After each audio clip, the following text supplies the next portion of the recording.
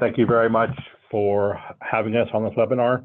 Looking forward to the opportunity to talk about some of what we see in the marketplace as a vendor who specializes in cybersecurity and has a strong focus on the healthcare industry. So wanted today to be oriented around what we call the State of the Union, if you want to move on to the next slide, and give a point of view about what we see. So for those of you who do not know Proofpoint or not aware of Proofpoint, we have very deep heritage and focus on cybersecurity in the marketplace.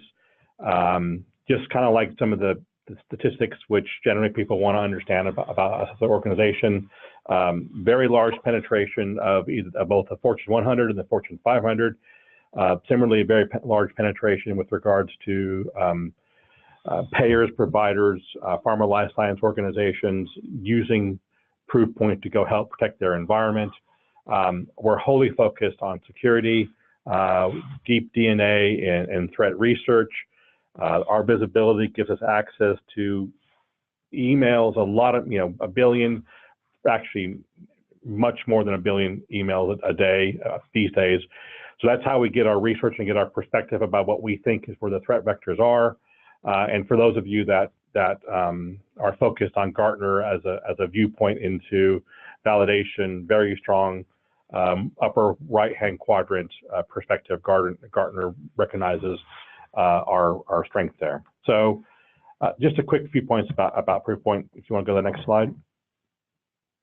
So I wanted to really just focus on, through our research, what do we see in the marketplace through a perspective where we now believe email and the attack on people as the main sort of threat vector happening, not just in healthcare, but almost every industry segment these days. Hackers have recognized it's a lot more easy and a lot more impactful to attack people and attack the way they work, moreover than launching a network kind of based attack. So just want to give you a perspective about what we see in the marketplace and also give kind of an insight into some of the other data points, other reports and research that's out there. If you want to go to the next slide. And one of the things that we really see as a constant, unfortunately, is that this diagram here in the middle of the slide is how Health and Human Services define the healthcare ecosystem. So a very broad definition of what is healthcare, much stronger, much more pervasive than just a traditional provider base. And they see that the whole ecosystem is constantly under attack. And there's a couple of reasons for that. One is it's just the overall high value of EPHI. It's one of those things that I think most people take for granted now, but you shouldn't underestimate how valuable medical data is to a researcher, to the dark web, as a means to go steal someone's identity. The other problem, of course, is there's overall still poor security posture within the industry, kind of depicted here by this, for those of you who are students of World War II history, this Maginot Line, which separates kind of France and Germany, which the French put up in World War II. Unfortunately, the healthcare industry is underinvested in cybersecurity technology, which has meant that the focus is heavily on healthcare as an attack vector. If you want to move on to the next slide.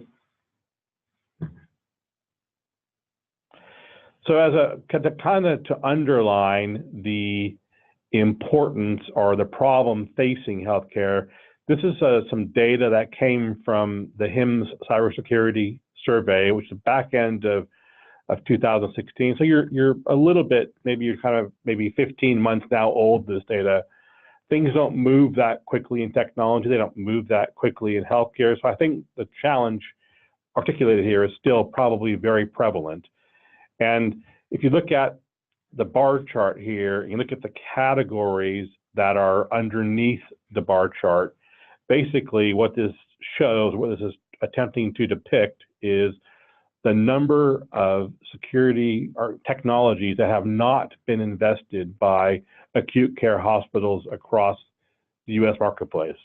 So it's quite alarming in some ways. If you think about at the left-hand side of the bar chart, antivirus, malware, firewall, kind of what we would think to in physical security or home security standpoint as maybe kind of locks on doors and windows, that there's still, over 1,000 hospitals, according to the research in this survey, hospitals out there who have not made investment in this very, very rudimentary form of technology. As you go down the security categories into email gateway or data loss prevention or other messaging gateway technologies, you can see now, half the market now, or more than half the marketplace, has not made investments in these areas.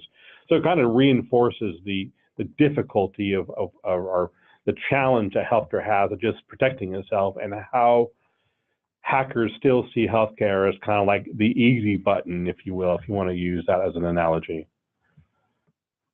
Next slide, please. So going in 2017, another survey that kind of came out, and again, I think it's we haven't seen the 2018 version of this survey yet. It should be coming imminently. Often, the large HIMSS event is a trigger for these surveys to be released. But what I thought was really interesting going into last year is that for the first time, we saw security reach the focus area of where the investment was going to be focused on. So, where the investment was going to be focused. Historically, if you look at this survey back into the meaningful use years, if you will, revenue lifecycle management and EMR were the big focus areas. So it's great that the industry has recognized the idea that security is a problem and is going to start focusing on that as a solution. So I think investment is needed here. So that's indication that healthcare and health IT and hospital boards have understood that. Maybe you want to go on the next slide.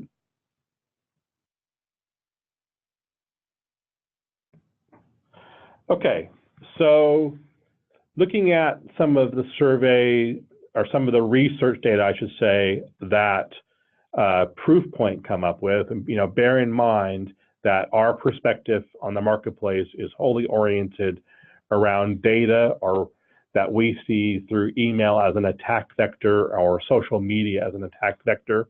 One of the big challenges that we see is that credential phishing now is, a big focus for hackers.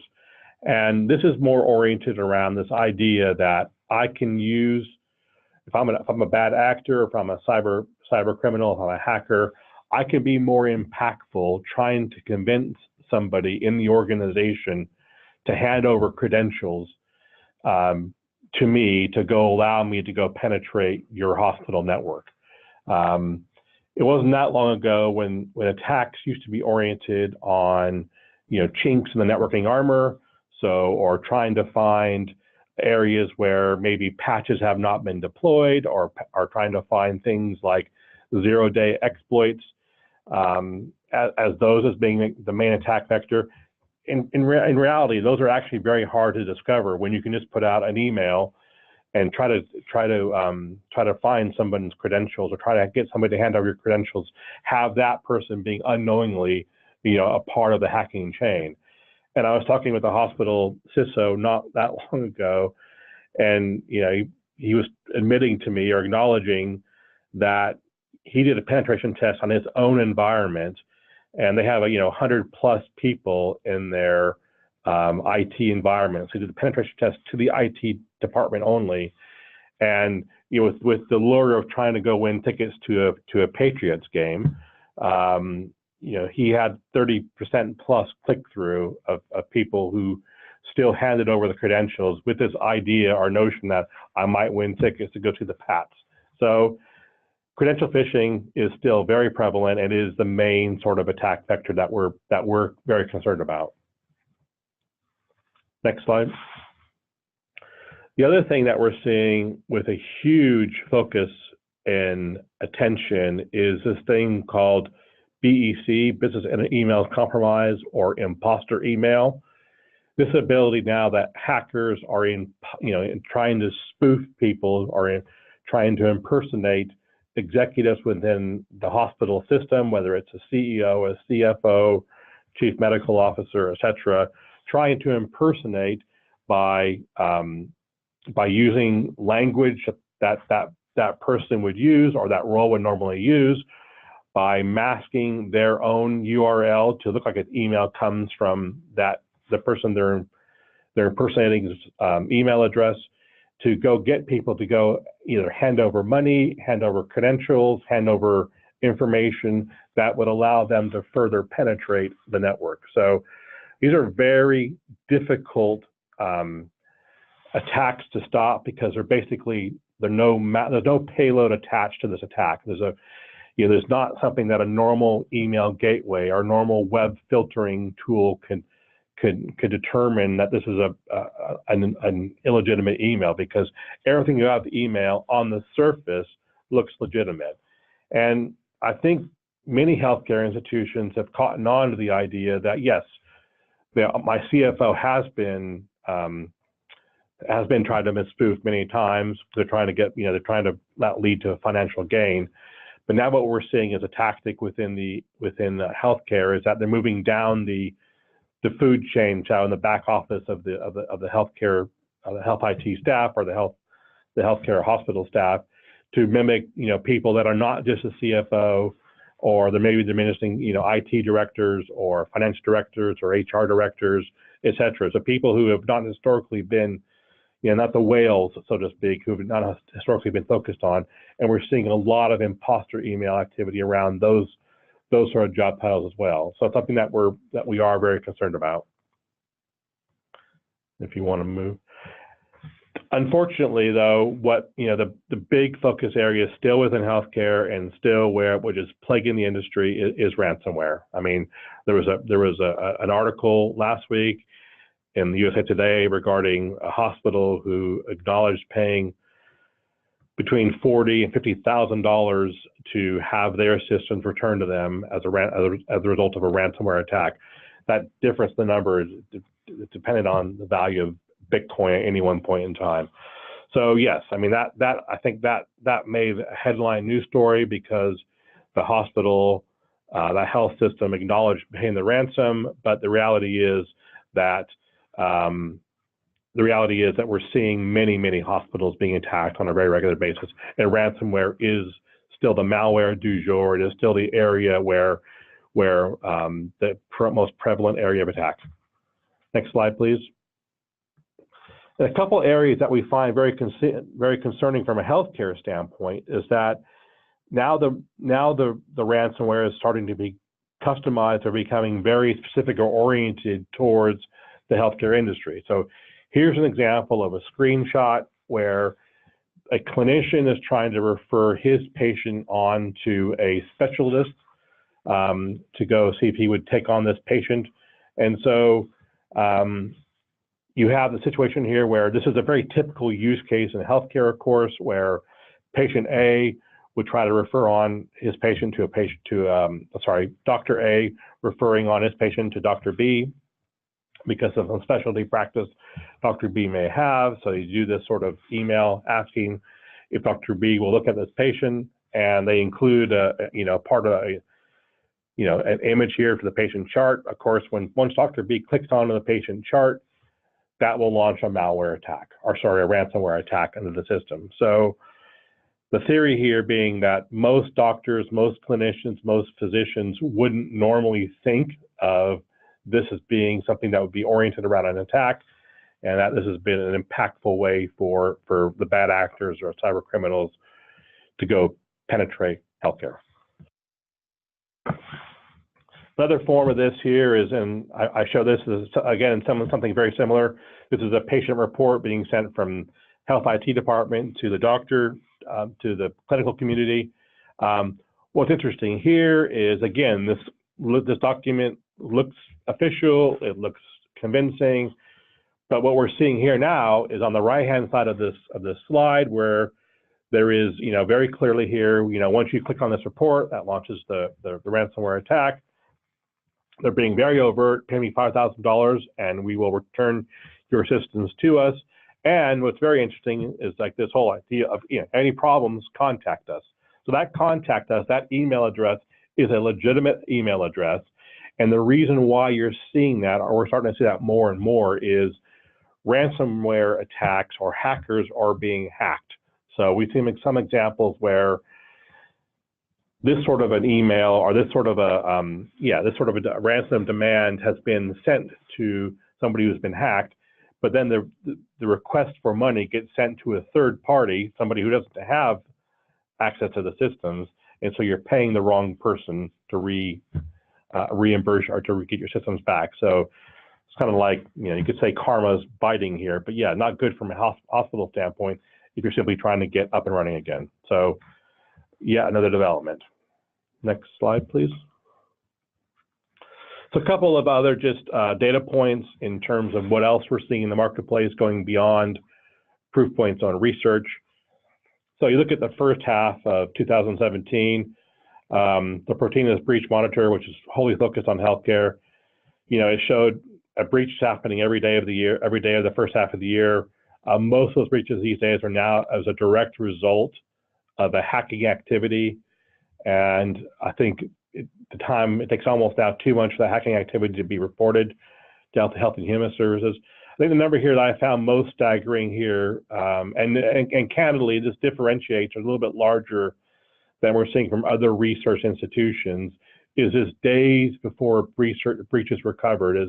You're almost getting on to a year here now. So I think about that in terms of physical security. Imagine somebody living in your spare bedroom, in the closet of your spare bedroom for almost a year, monitoring your movements and activity so they could go plan the best sort of attack on your house, or that's what's happening in a healthcare IT network. Most days I see closer to the 250 range.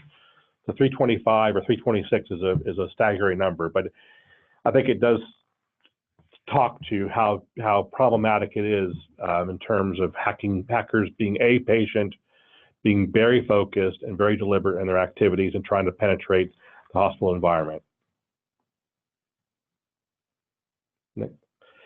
A couple other things, the Ponymon study here. So no surprises here. Healthcare by a long way has the largest sort of cost challenge in terms of trying the costs associated with the breach in the industry. So way beyond the industry norm, way beyond the mean, which is $225 per capita cost per breach. So healthcare is by far and away the most problematic sort of area. I'm going to go on to the next slide here to make sure I get ample time for Martin. This is something that Ponymon does every year. I think this is kind of an interesting sort of statistic data here is, so they have here now, they show this kind of like this running trend. So what this chart here on the left-hand side shows is those that have been breached, once they've been breached, once they go through the discovery process of why they were breached or how they could have mitigated against a breach, happening in their environment, what are the things they wish they would have done? So 2017, they wish they had more endpoint security, they wish they had more training and awareness in their environment, and they wish they had far better use of encryption across their environment. So, those are the things that, had I known, I would have done these things. I thought this is quite revealing data because people who've kind of gone through that pain, experienced it, and they're trying to share that with the marketplace. Next slide. Okay, kind of getting the last part of my section and kind of like the State of the Union. Experian report, I wanted to share this as well because again, it's another really strong perspective on what's happening in the marketplace. And Experian, who had a broad sort of industry overview what's happening in cybersecurity, they made 5 overall claims about the State of the Union from their point of view. And it's noteworthy, those of us who were in healthcare should be concerned that one of their top 5 statements was that healthcare organizations will still be the most targeted sector with new sophisticated attacks starting to emerge. And I think those attacks are starting to see more and more focus around medical devices, as I think the industry will start to come to terms with ransomware at the back end of this year. So medical devices, I think, will then also start to become the focal area of attack, and one that I think, A, we should be concerned about because B, candidly, the industry is not ready to equip with medical device sort of attacks. Okay, next slide. So I want to hand over now to Martin, who's going to talk about So, like, using this sort of State of Union as a basis, going to talk about what he believes would be the right strategy right security strategy for a health system. Martin, over to you. Thank you very much, Ryan. Just as an introductory statement, I thought I'd share a little bit about Kelsey-Seybold Clinic in case some of you are not familiar with us. We are Houston's what we call premier multi-specialty practice, founded in 1949.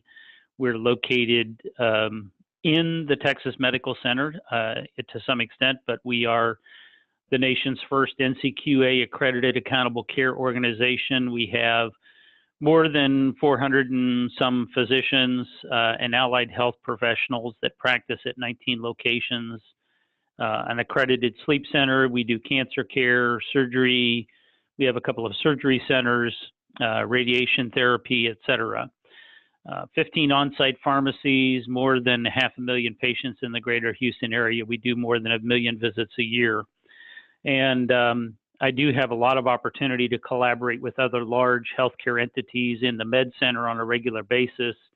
And I personally think that the Houston Med Center is one of the premier places for information security as well as for healthcare in the United States. We do run our facility, by the way, out of a Tier 4 co-location for our data center, which means we are focused on 100% uptime. And excuse me, another key piece about our infrastructure is that we do have a heavy emphasis on virtualized desktops in our environment. And I'll be making some reference to that as I move on to the next slide to talk about guiding principles. So when we first began putting together our information security program, and I've been at Kelsey for about 11 years now, 10 or 11 years, there really wasn't an effective program here. And one of the things that I really needed to do was align with the business.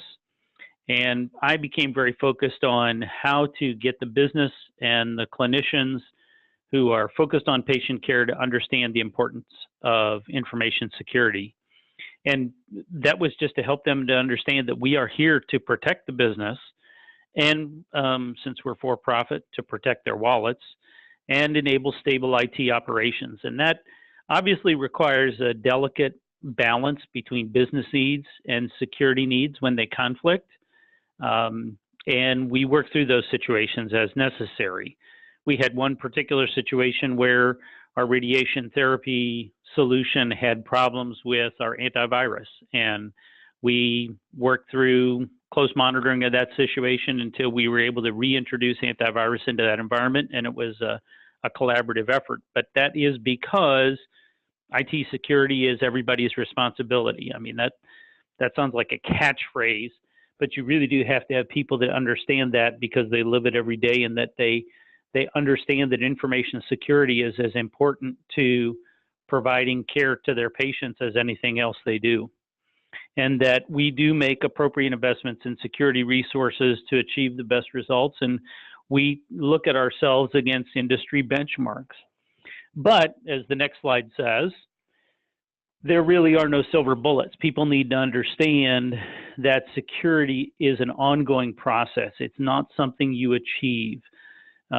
We talk about achieving various kind of marks in the industry, but the reality is that security will be ongoing and ongoing. And for those of us in the security business, that means we'll have jobs into the future as long as we continue to keep doing a good job today.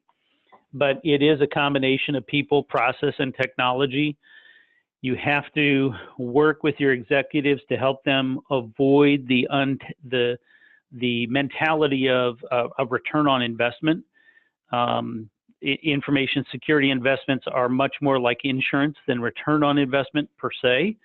I think a lot of times when I go through the discussions with folks, I focus on the fact that we are working on avoiding excessive cost or fines or penalties as a result of a poor security posture. And you're able to do that by demonstrating results that can be expected. You can show how much you're blocking, how much you're protecting by having dashboards and other types of things of that nature. And I have worked through those things myself by working closely with the executive management to provide them education on a regular basis. And I'll talk about that here in a few minutes. But you do have to prioritize those investments. But sometimes those investments, as the next slide says, really focus on processes. There's a lot you can do from a process standpoint with a fairly minimal investment. Now, I make reference here first to USB management. There's certainly some amount of technology investment to accomplish that. But I've highlighted a couple of things here that are important. Encryption, and that's of course at a whole disk level. We began doing encryption across our laptops and our desktops and our server environment many years ago, probably ahead of the rest of the industry. Some people, however, are not familiar with the MTP and PTP protocols that all of our cell phones carry. So your cell phone has a media transfer protocol or a picture transfer protocol, and those protocols are not able to be managed to prevent any reads and writes and manage it to a read-only standpoint. So in our environment, again with executive support, you plug a phone into a device in our environment, all you get is charge. You are unable to read and write to your phone. And then for the rest of our USB devices and other types of devices such as that, we put in read-only policies. Again, this requires collaboration with executives to get their buy-in to understand that this is a protection into the environment. We have the benefit also of doing some amount of geo-blocking, and that's a key part of our data loss protection. So we see 30,000 attempts from China every hour to break into our network. We drop all of those. Now, people who know the information security business knows those folks can go through a back door to try to come through another country that we allow, and that certainly is the case. But we do make use of this geographic blocking as a major means of withholding any access from anybody that just doesn't really have business to be here. We also do an amount of data loss protection, and I've recommended this to other people, that they consider blocking personal mail, the ability for anybody to make attachments to personal mail while they're on their network. This allows us to isolate any attachments going out to our corporate mail system, which we have full audit capability on, and I'll talk about that in a minute. We also, in our environment, block peer-to-peer file sharing and or provide strict restrictions around that. So for example, we allow Box, Dropbox, Google Drive access, etc., at a read-only level, but we prevent people from uploading data into those services. We do have a product called Secure File Share from a company called Proofpoint that allows us to securely share files with other people, and that is our methodology for doing that. And don't get me wrong, there are some of these services that do provide for secure tracking, but you have to really look at what your auditability is around your peer-to-peer file sharing. One of the other process pieces that we put in place is automation of reboots and lockdown upon infection. I made reference to the fact that our environment uses a lot of virtual desktop technology. So we also use a product, again, a Proofpoint product, to consolidate all our threats and threat notifications into one console. Then we use that threat response console to automate reboots to various types of devices. So if it's a virtual desktop and we sense that there's an infection in that environment, the user gets a notification that says this desktop will be rebooted in X amount of time, and we give them a timer. We give it an amount of time so that we have an ability to go and do a data collection from that device to see if there's anything that we can determine about where that malware was distributed from. But any concern that we have that that device might be infected, we simply reboot it because it's a non-persistent VDI environment. They get a new image, and they're back up and working within a few minutes. In addition to this, we have implemented a new password policy, and I talk about this on the next slide. You may be aware that NIST came out with new guidance on passwords this past year, and so we took an early adopter of that guidance, there were actually 2 drafts that came out. The first one was very specific, said 12 characters, and then they withdrew that draft and they came back and said a minimum of 8 and up to 64. Well, we actually put in a policy based on the original recommendation, and this is in effect at Kelsey today. So all staff are required to have a 12-character password, but IT staff or people who are in system administration roles get 14-character passwords. However, we relax the complexity component. So the greatest effective complexity is the length of the password. And if you read the research out there, you'll find out that longer is stronger. And a password that's 12 or 14 characters, people are just not going to invest the time or resources usually to do kinds of attacks on those lengths of passwords. As a result, we extended the life of our passwords to 365 days. We do have a dictionary tool in place that we've had for years that looks for patterns, repeat patterns, and other known bad passwords. Those are restricted from being used. And then we also implemented a forced reset on compromise. This is something that we are doing manually now, but we're in the process of automating. So there are several contexts in which somebody's password will be required to be reset. If you fail one of our phishing tests, and I'll talk about those in a slide or two here, then you get a message during the education phase of that failure that says you have to reset your password within 3 days. And we're about to introduce automation actually this week that will check and see if over those 3 days they change their password. If not, we will set their account to force a change. We are also going to implement an immediate password change for anybody that fails an actual phishing email that comes in and has been identified by our Proofpoint system as being a phishing email. Anytime somebody has a lost or stolen device, or we know that their password has somehow otherwise been compromised, they're forced to do that reset. And all of these rules are memorialized, if you will, in our acceptable use policy. And of course, we also provide people guidance on, not to use or reuse their password at Kelsey for any other kinds of personal accounts.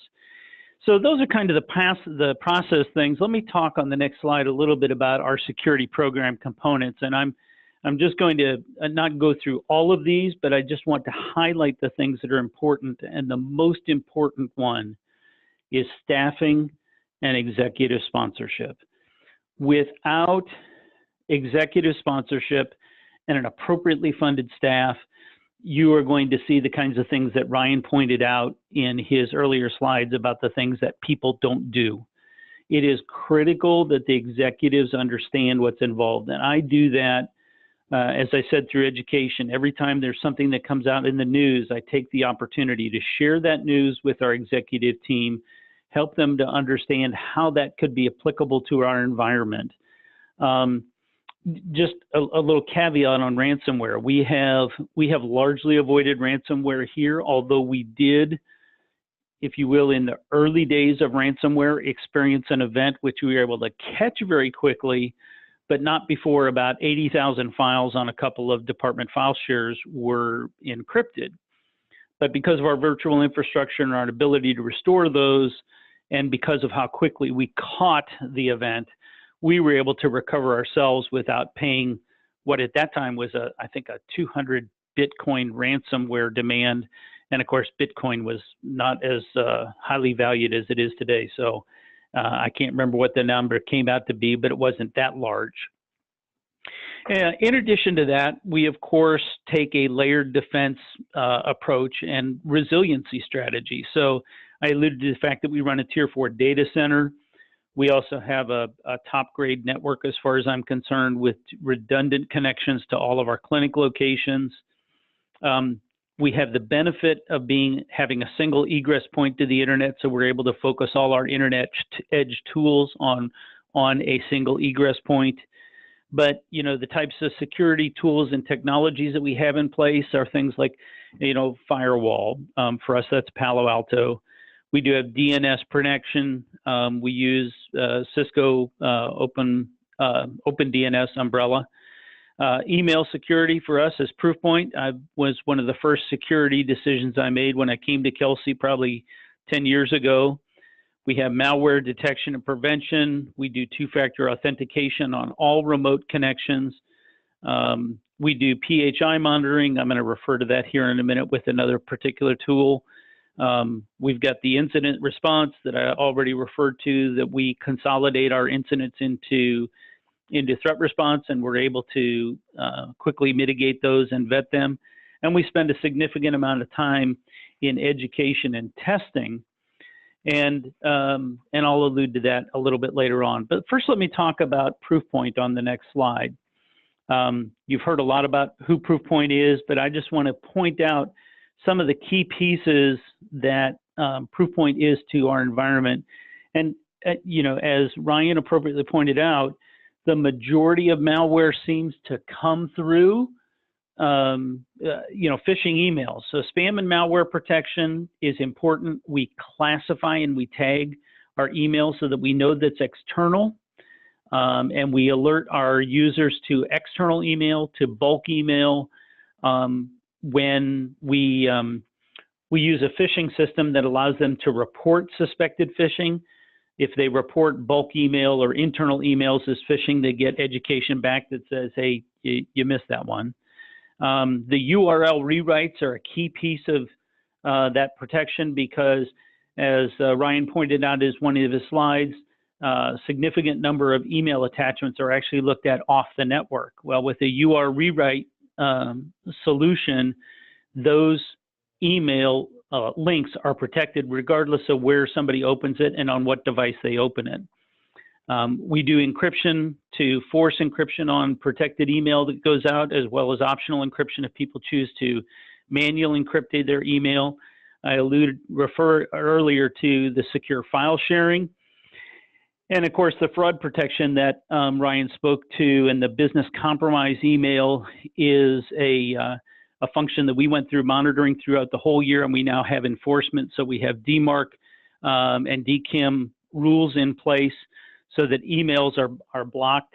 You know, before that, we learned that we were one of the greatest purveyors of mail enhancement products in Europe, apparently under the name of Kelsey-Seybold. So thanks to Proofpoint, those things are all being blocked now. Let me quickly go to just a couple other things. And the next slide is a discussion of how we do PHI monitoring. We use a product called, on the next slide, please. We use a product called FairWarning. Some of you may be familiar with this. There are other products in the market as well. We've been a longtime FairWarning customer. In fact, one of my former security managers is their CIO and CISO there today. But we use FairWarning to monitor access to PHI, and I think this is a critical part of any healthcare operation. You are obligated by HIPAA to be doing PHI monitoring. This is a tool such as this helps you to identify lots of issues. And one of the things that the very last thing is listed here, self-modification, is one of the key alerts that was very useful to us as people just prescribing their own meds or changing their own records within the healthcare environment. And so we've been working on attacking that. Let me move on to, I've just got 2 more slides. I'm going to hit real quickly on identity management, just to simply say that some sort of identity management needs to be in place. I can't quote the statistic right off the top of my head, but I think in many organizations, there are people that don't know who all the humans are who have accounts and access to their network. That is just unconscionable to me that you would issue a logon to someone and not be able to know who they are or account for them. So within our environment, I can say with a great level of confidence, we know who all our users are. We know who all our contractors are. We have a contractor system we built to issue Active Directory accounts and remove them and attest them on a regular basis. Part of our identity management solution here also includes single sign-on to our environment and electronic prescribing of controlled substances. But that's not all. There's also doing, and the next slide, talking about risk and penetration assessments. This is something that entities are required to do to monitor themselves, to check themselves. We run periodic HIPAA audits. We run periodic penetration testing. We do ongoing vulnerability testing within our own environment.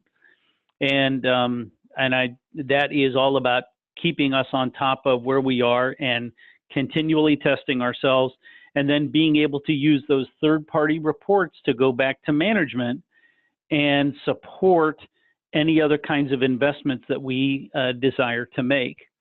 And then finally, in the education phase on this last slide, I'll talk about our phishing program. I alluded to this earlier. We use a product called Phish Me Here, but we use this to regularly run phishing tests in our environment. I think we do it in kind of a unique way. We look for things that are current in the environment, and we develop those kinds of tests, but we also run the same test 3 times. So the first time we run it, everybody who fails it has to now reset their password. But that group of people very luckily get the same compromise email a second time the next week. And believe it or not, we still have people that fail that. They have to reset their password a second time. And if somebody fails on the third one, well, we're going to work on trying to get some education and work through their management on helping them understand that they are creating great risk for Kelsey-Seybold. And then, of course, a support program that includes internet postings, signage, all user emails when there are current incidents, things of that nature. I went as fast as I could so that we had time at the end to answer some questions. And I'd like to know, let's see, I think the next slide is probably our Q&A slide. I love that slide. So I want to thank our presenters so much. It was such an interesting presentation, and we'll start off with a question here. What percentage of phish or attacks use attachments versus scripting in the message itself versus links?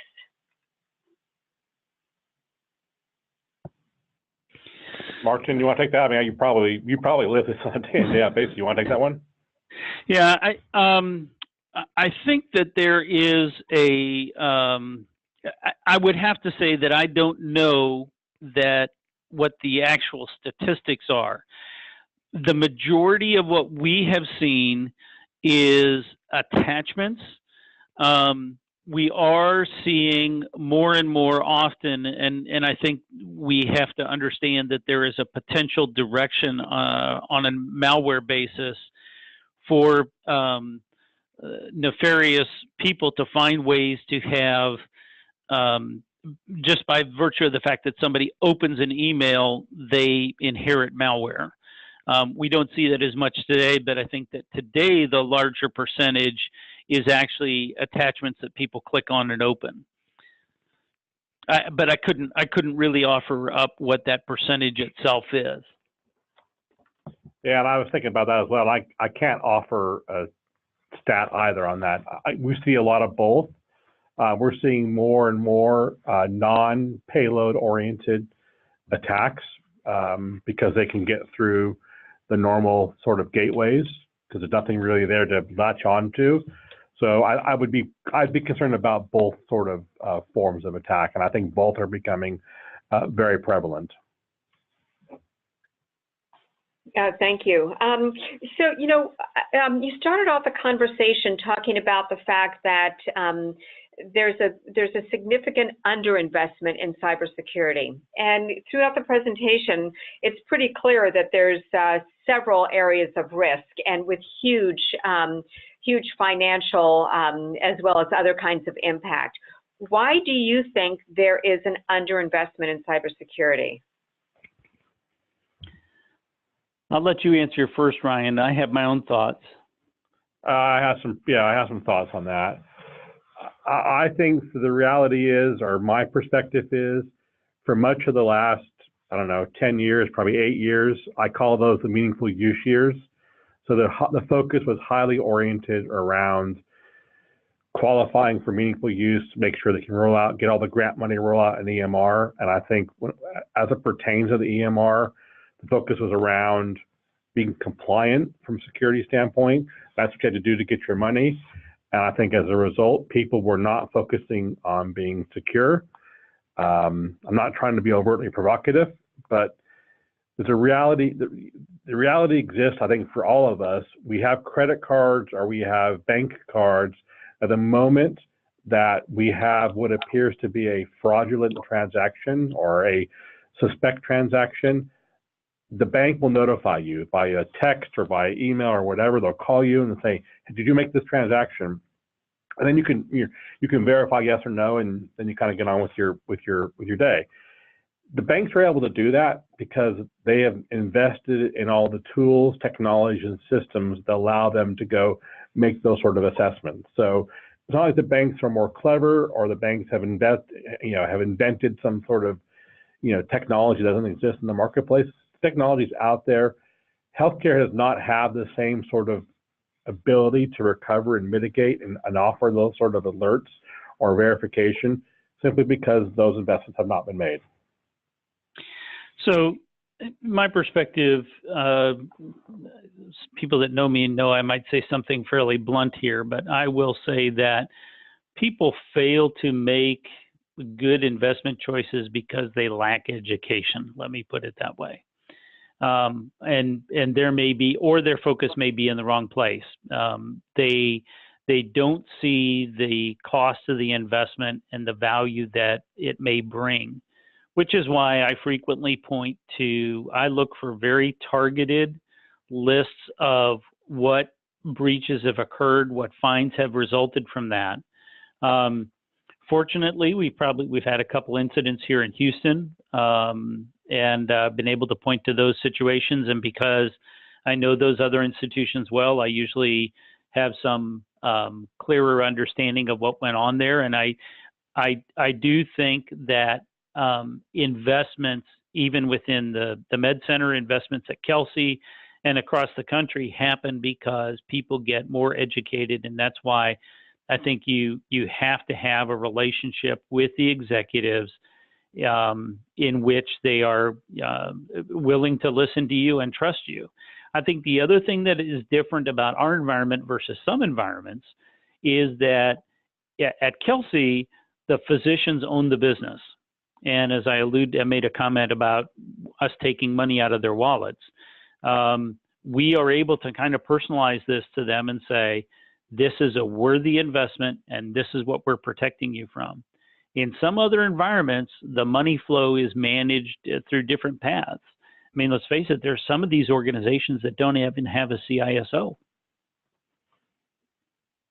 That's really amazing. The reality, though, is that isn't that title relatively new in the industry? My belief is yes, it is a relatively new. I think at one time I looked at some research a couple years ago that actually pointed that out when the term was first coined. And there's also, historically, the question is, where does the IT organization itself report within the organization? In some organizations, the IT organization, the CIO, if there is a CIO, might be buried under, finance or legal or maybe under compliance. Technology as an organization and security as an organization really needs to have a seat, if you will. I'll use the broad phrase, in the boardroom.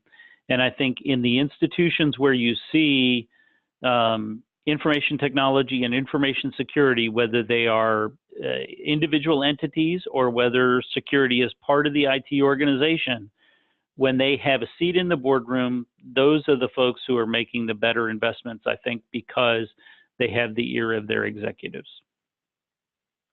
Yeah, I understand. So, I look at the percentage that was mentioned in the beginning, that people believe that their security technology is actually adequate, but that still it's not a huge percentage. So for those that aren't quite there yet, what do you recommend as a first step to getting closer? I know that it's an ongoing process, but it seems like there's still sort of halfway there. How can you get a little further up on that percentage point? And what would be the first steps and maybe even first investment? Well, I would, and I don't mean this to be gratuitous, but if you look at everything that we presented here today, we identified the primary vector for malware entering an organization through some sort of phishing email. So the very first place where I would encourage people to make investments, and I've got to say this, underneath this all, I'm assuming they've got some protection on their network, they've got some firewall, those kinds of basic things. Although obviously some people don't, and those people may need to go back to school. But I really think that protecting that email path is one of the key paths, because that is the primary way that malware comes in. It's the primary way that people steal credentials. So I would say that a combination of email protection as well as education around email and phishing and social engineering are probably our key things to pounce on if an organization is not doing those already. Really, really good thoughts. So with both, we're almost at the top of the hour. So Ryan and Martin, any last words of advice for those on the phone that you'd like to provide? Well, I'll just comment. I don't know how many people were in attendance, but my contact information may be available from here, but if not, you can easily find my contact information, and I'm always willing to engage in thoughtful collaboration with anybody that wants to chat on any of these topics. Feel free to reach out to me. And I'd offer the same, make the same offer. Particularly, I think one of the challenges I see, and I think Mark touched on this a little bit earlier, it's hard sometimes getting the hospital board or the hospital executive team to understand the importance of this topic. So if you need help with that, or if you need help with how other hospitals have maybe bridged that gap, what techniques they've used to go get better traction in their executive teams, very happy to share with what we've seen be successful elsewhere. So feel free to reach out. And for the participants, don't forget we posted this on our EHI resource page. And if you'd like to reach out to me to get contact information, you can reach me at claudia.ellison@ehidc, and I'd be happy to pass on the .org, by the way, the emails of the presenters. So Martin and Ryan, thank you so much for really such an interesting presentation. We'll have to figure other ways we can get you engaged, because this has really been very, very instructive. So on that note, I want to thank the speakers, again, Proofpoint for their support, and the people that participated on the webinar. Thank you all, and have a good rest of your afternoon.